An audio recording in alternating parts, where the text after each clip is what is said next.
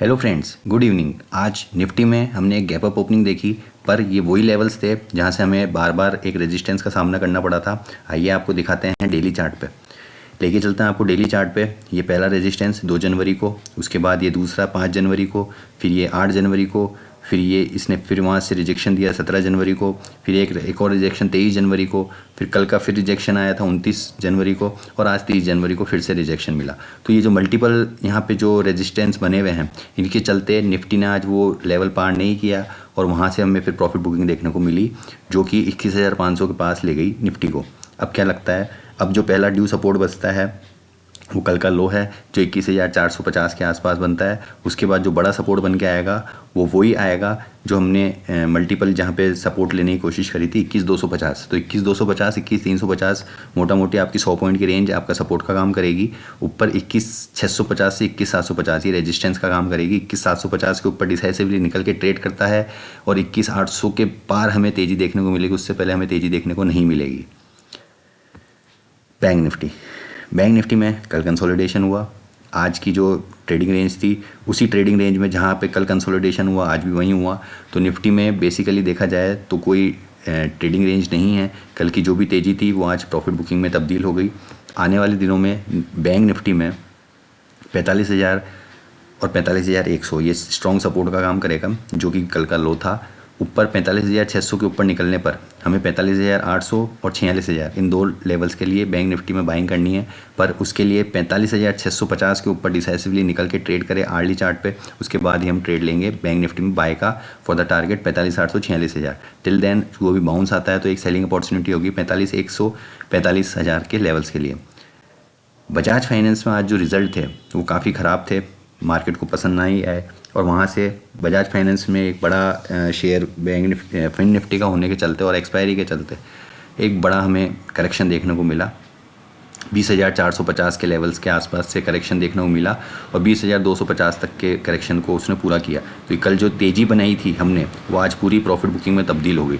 तो fin Nifty में देखा जाए तो कल हमने कोई ट्रेड ही नहीं लिया और जिसने ट्रेड लिया आज उसको वो पूरा लॉस में तब्दील हो गया। अब आने वाले दिनों में ये जो गैप है ये फिल होना चाहिए 20,100। तो हम 20,000 और 20,100 ये सपोर्ट का लेवल लेके चलेंगे। यहाँ से ये देखिए ये 19,950, तो हम 20,000 और 20,100 ये दो सपोर्ट के लेवल्स होंगे। ऊपर 20,450 जो 2 बार का रेजिस्टेंस है, ये बड़ी कैंडल का रेजिस्टेंस है, इसने ट्रिपल टॉप बनाया है, यहाँ पे 3 बार रुका है। तो 20,450 के ऊपर फिन निफ्टी निकलने पर ही हमें 20,600 से लेके 20,800 तक के लेवल फिन निफ्टी में देखने को मिल सकते हैं। पर उसके लिए आर्ली ट्रेड करना बहुत ज़रूरी है उन लेवल्स के ऊपर। तब तक कोई भी बाउंस आता है तो सेलिंग अपॉर्चुनिटी रहेगी फिन निफ्टी में। बात करते हैं निफ्टी मिड कैप की। निफ्टी मिड कैप में ये जो हमने रैली देखी थी ये अच्छी रैली थी और आज उस रैली के ऊपर निकल के फिन मिड कैप निफ्टी ने ट्रेड किया, पर वहाँ से भी प्रॉफिट बुकिंग आ गई और हम डे लो के पास जाके बंद हुए।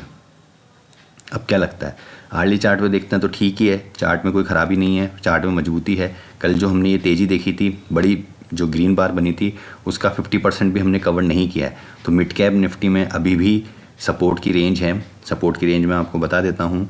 सपोर्ट की रेंज आपका जो पहला सपोर्ट बनेगा वो 10,550 के पास बनेगा। दूसरा सपोर्ट बनेगा आपका 10,480 के पास। तो 10,480 तो आप 10,450 ले सकते हैं। 10,450 10,550 सपोर्ट का काम करेगा।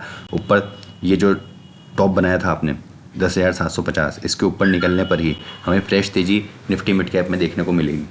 तब तक आपको बाउंस में सेल करना है और डिप में बाय करना है। आज आपका ट्यूसडे हो चुका है, कल आपकी बैंक निफ्टी की वीकली एक्सपायरी और परसों बजट की एक दिन पहले T-1 पर आपको काफ़ी वॉलेटिलिटी देखने को मिल सकती है। कुछ इंस्टीट्यूशनल अपना माल बेच के जाएंगे, कुछ खरीद के जाएंगे और बजट के चलते लोग लाइटली रहना चाहेंगे। बजट के एक इवेंट के पहले एक बड़ा इवेंट है, हालांकि इंटरिम बजट है, पर उसके पहले एक बड़ा इवेंट है जिसमें आपको ध्यान रखना है। क्रूड ऑयल अभी बाय नहीं है। क्रूड ऑयल में हम वेट करेंगे किन लेवल्स का, हम वेट करेंगे 6,280 6,250 इन लेवल्स के पास आता है तो हम वापस रिव्यू करेंगे। वहाँ पे हम 6,200 के स्टॉप लॉस के साथ क्रूड में बाय कर सकते हैं। अभी जिसको ट्रेड लेना है डेली चार्ट्स पे देख लेते हैं। ये देखिए कल जो हमने तेज़ी देखी थी उसके पार नहीं निकला, हमने वेट भी किया था और आज उसके नीचे जा चुका है। अब 6,000 6,300, 6,250 यहाँ तक क्रूड गिर सकता है, फॉल आ सकता है। जिनको ट्रेड लेना है आर्ली चार्ट पे देखते हैं। ये देखिए आज यहाँ से स्टार्ट हुआ, एक बिकवाली आई, फिर एक शॉर्ट कवरिंग आई और फिर वापस वो बिकवाली में तब्दील हो गई। अभी चल रहा है 6,321। तो जिनको ट्रेड लेना ही है वो 6,370 के स्टॉप लॉस के साथ क्रूड में सेल कर सकते हैं। टारगेट रहेगा आपका 6,300, 6,250। बीच में एक और टारगेट बन के आता है 6,285। तो 6,300, 6,285 और 6,250 इन 3 टारगेट के लिए क्रूड ऑयल में 6,370 के स्टॉप लॉस के साथ आप सेल कर सकते हैं। चलते हैं नेचुरल गैस पे। नेचुरल गैस में कोई ट्रेड नहीं बन रहा है, उसका रीज़न मैं आपको बताता हूँ, आप खुद चार्ट पे देख के एनालाइज कर पाएंगे।